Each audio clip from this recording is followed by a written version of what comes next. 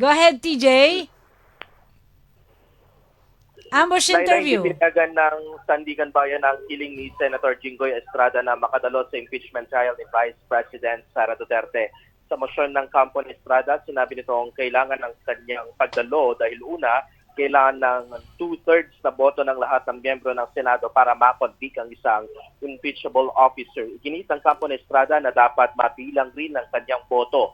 Pangalawa, sinabi rin ng kampo ng senador na kailangan ng kanyang pagdalo bilang senator judge kaya't nangangailangan ito ng temporary leave mula sa pagkakakulong.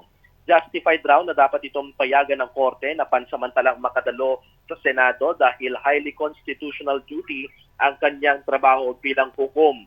Sa resolusyong inilabas ng anti-graft court, papayagan lang ang isang nakadetining public official na makadalo sa isang official function kung nakapagpiyansa ang isang official sa kaso.